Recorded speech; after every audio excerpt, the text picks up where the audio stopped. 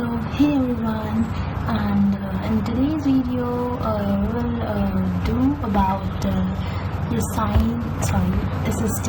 We are in our world of class 6, and this is our first chapter here, planet and the solar system. So let's start. We can see countless glittering tiny objects in the sky at night. Most of these appear twinkling. They are stars. The other glittering objects which do not seem to be twinkling may be planets. During the day we see the sun, which is also a star. All the objects in the sky which appear similar to us are the heavenly bodies. The sun, the stars, the moons, the planets, and the other objects are all heavenly or celestial bodies. You would be surprised to know that even our earth on which we live is a celestial body. तो इसमें ये कहा गया है यहाँ तक, ये last line तक,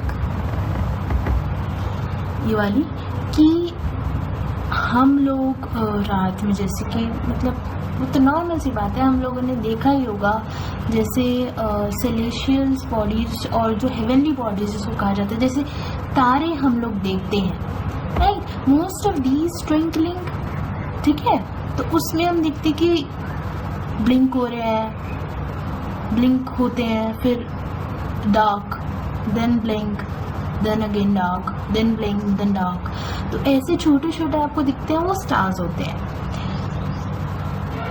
और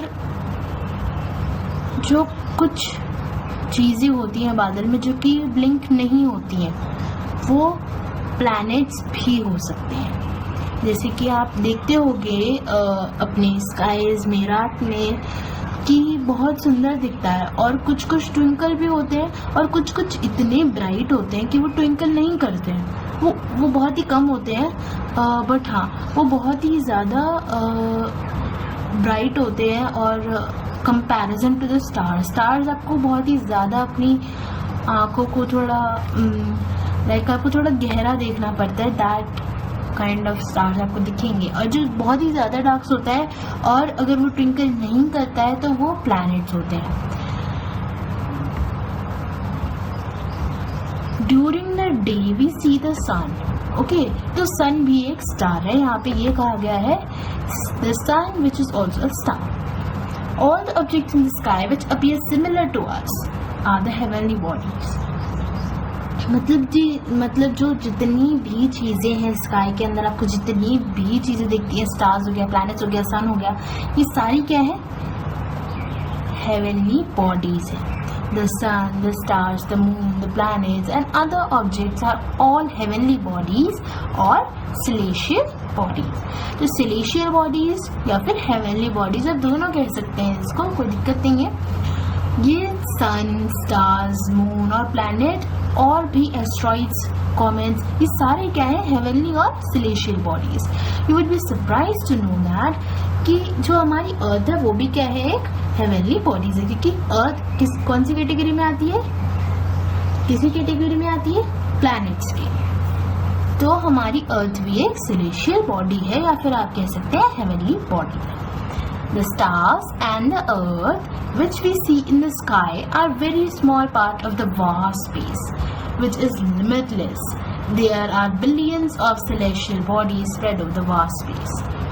तो जो हम देखते हैं अपने स्काई के अंदर, वो तो हमारी आंखों में थोड़ा सा कैप्चर करता है, वो बहुत थोड़ा सा होता है, एक्सट्रीम थोड़ा सा, वेरी स्मॉल पार्ट है ना, जो कि हम अपनी आंखों से देख पाते हैं. वो स्पेस है, यानी कि वास्ट स्पेस, यानी कि मतलब लिमिटलेस, कहते हैं ना, लिमिटलेस है ये चीज़, मतलब कि वो इतनी बड़ी है कि हम नहीं देख सकते उसे, क्योंकि जो हमारा स्पेस है वो बहुत ही ज़्यादा बड़ा है, बहुत ज़्यादा बड़ा है, बहुत हम उसे पता भी नहीं लगा पाए कि वो कितना बड़ा है, राइट.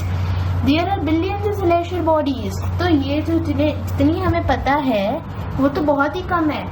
बिलियंस, सोचो, बिलियन सेलेशियल बॉडीज है कि बिलियन हेवनली बॉडीज हैं, जिसमें कि बहुत सारे सन होंगे, बहुत सारे स्टार्स होंगे, बहुत सारे मून्स होंगे और बहुत सारे प्लैनेट्स होंगे। तो ये सारे के सारे क्या है, हेवनली और celestial bodies. They are very very very far away from us. तो ये जितने भी हेवनली बॉडीज हैं, आपने देखा होगा हमें रॉकेट चाहिए होता है जब एस्ट्रोनॉट्स वहाँ पे जाते हैं, कोई भी रिसर्च करनी होती है प्लैनेट्स के अंदर, तो हमारे एस्ट्रोनॉट्स रॉकेट के सहारे वहाँ पे जा पाते हैं। You know we can walk and go there. तो जब वो डिस्टेंस काउंट करते हैं तो कितने लैक्स या फिर थाउजेंड्स किलोमीटर चला जाता है। तो आप सोच सकते हो कि 1 किलोमीटर कितना बड़ा होता है। तो देन लाख, फिर बहुत सारे मतलब माइल्स, बहुत सारे माइल्स, किलोमीटर, माइल, आपको जितना भी गिनना आप गिनते रहो, वो कितना बड़ा है space, you can imagine it. Okay, they are very very far from us, hence we can not see all of them. तो हम उतने सारे नहीं देख सकते, बिलियंस ऑफ सेलेस्टियल बॉडीज हम अभी तक नहीं देख पाए हैं। The vast limitless space which includes all celestial bodies is called universe. तो एक स्पेस जो कि लिमिटलेस है, ठीक है, बहुत ज़्यादा लिमिटलेस, वो खाली एक ही है, वो एक स्पेस जिसमें बहुत सारी सेलेस्टियल, बिलियंस मिलियंस और अब जितने भी सेलेस्टियल बॉडीज है वो उसके अंदर है, ठीक है। वो जब एक स्पेस होता है जिसके अंदर सब सेलेस्टियल बॉडीज होती हैं, वो हमारा यूनिवर्स कहलाता है। क्या कहलाता है? यूनिवर्स कहलाता है। Galaxies, though there are billions of celestial bodies spread in the vast universe। तो बहुत सारी सेलेस्टियल बॉडीज, आपको यही भी बताया हुआ है कि सेलेस्टियल बॉडीज जो है वो एक जगह इकट्ठे होके नहीं है, यानी कि बिलियंस ऑफ सेलेस्टियल बॉडीज एक जगह इकट्ठी नहीं है, वो फैली हुई है, फैली हुई है, फैली हुई है, ठीक है, फैला हुआ है पूरा, ठीक है, पूरे यूनिवर्स के अंदर। They are not uniformly distributed in space. तो इसमें भी वही कहा गया है कि ऐसा नहीं है कि एक कोने में आपकी 3 बॉल्स पड़ी हैं तो दूसरे कोने में भी 3 ही बॉल्स पड़ी होंगी। आपको पूरे कमरा है, उसमें आपको 100 ऑफ बॉल्स दी हैं, एक जगह पे 50 होंगी, एक जगह पे 10 होंगी, एक जगह पे 2 होंगी, ऐसे ऐसे होगा। तो ये यूनिफॉर्म नहीं है कि कहाँ पे स्पेस के अंदर कितनी सेलेस्टियल बॉडीज डिस्ट्रीब्यूटेड है, ऐसा कोई नहीं है, कोई भी सेलेस्टियल बॉडीज कहीं पे भी है। The countless stars in the space from huge clusters। तो बहुत सारे स्टार्स होते हैं स्पेस के अंदर, बहुत ह्यूज स्टार्स होते हैं। हमें तो बहुत छोटे छोटे दिखते हैं, बट स्टार्स असल में बहुत बड़े होते हैं, ठीक है। 1 क्लस्टर में कंटेन बिलियंस ऑफ स्टार्स। जो एक क्लस्टर होता है, ठीक है, उसके अंदर आपको बिलियंस ऑफ स्टार्स मिल जाएंगे। एक जो इकट्ठा समूह आप कह सकते हैं, उसके अंदर आपको बिलियंस ऑफ स्टार्स मिल जाएंगे। All the stars in the clusters are held together by mutual gravitational force। तो जितने भी स्टार्स एक जगह पे होते हैं वो किसकी वजह से होते हैं? एक ग्रेविटेशनल फोर्स होता है, उसकी वजह से वो साथ में सारे स्टार्स रहते हैं। Such a huge cluster of billions of stars along with giant collection of gas and dust is called a galaxy। तो इतने बड़े बड़े क्लस्टर, जैसे कि एक क्लस्टर है आपका, मतलब ये क्लस्टर का मीन क्या है? एक इकट्ठा हुआ जैसे समूह आप कह सकते हैं। Such a huge cluster of billions of stars। तो बिलियंस आप इमेजिन कर सकते हो, बिलियंस स्टार्स कितने बड़े बड़े होते हैं, एंड बावजूद इसके उसके अंदर बिलियंस हैं और उसका एक समूह बनता है, तो वो एक जाइंट हो जाता है, मतलब एक्स्ट्रा जाइंट। और उसके बाद cluster of billions stars, giant collection of gases भी तो होती है ना, मतलब बहुत सारी गैसेस होती है, आग, नाइट्रोजन, तो इतनी सारी गैसेस, कलेक्शन ऑफ गैसेस होता है और डस्ट भी होता है ना, इज कॉल्ड अ गैलेक्सी, जिसमें कि स्टार्स हों, collection of gas and dust is called a galaxy. तो हमें यूनिवर्स का भी पता चल गया था, गैलेक्सी भी अब हमें पता चल गया है कि जिसके अंदर सारी चीजें सारी है ना, वो सब का सब। स्टार्स में देखो हमारे क्या क्या आता है, सन भी तो आता है ना, sun is also star, right. तो वो स्टार्स और joint collection of gas and dust is called a galaxy. तो you can see the picture of the galaxy, how it look like. Okay, so let's move on to the next page, which is the page number too.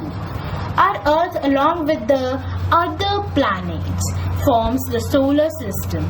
The solar system is located in the outward spiral Orion arm of the Milky Way galaxy, Akashganga. Most likely there are billions of other solar systems in the galaxy and billions of galaxies in the universe. तो Galaxy तो हमने पढ़ लिया, ठीक है. अब हमारा एक सोलर सिस्टम बनता है, वो बनता है गैलेक्सी.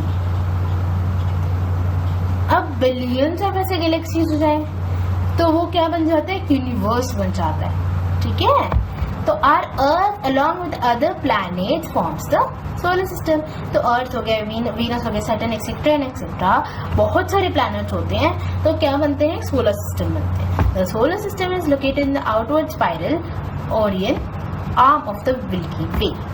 तो ये ओरियन आर्म क्या है, ये हम आगे पढ़ेंगे. तो ये जो सोलर सिस्टम है ये किधर लोकेटेड है, यानी कि किधर है. तो जो आउटवर्ड यानी कि जो आगे का पार्ट है, ठीक है. तो यहाँ पे आपको डू यू नो में आपको इसके बारे में मिला है यहाँ पे, जैसे कि ये है एक, इसके बाहर The Milky Way galaxy, a faint white band stretching across the sky, is a dark spiral galaxy. It contains a bar across its center region and has two major arms. The Orion arm is located between two major arms. तो जो Orion arm है ये एक नाम है, ठीक है. दो मेजर आर्म्स, जैसे कि मिल्की वे गैलेक्सी हम लोग कहते हैं, तो एक वाइट बैंड आप कह सकते हो, जैसे रबर बैंड तो आप स्टिकी तरीके से स्ट्रेच होता है ना, तो वैसे स्काई के ऊपर आप स्ट्रेच कर रहे हो सपोज, है ना. तो वो एक स्पाइरल गैलेक्सी होती है, राइट. तो जो ओरियन आर्म है वो कहाँ है, ये आपको जानना बहुत जरूरी है ना. ओरियन आर्म किधर लोकेटेड है, between two arms, two major arms. तो ऐसे ही दो हैं उनके बीचों बीच ओरियन आर्म है, ठीक है.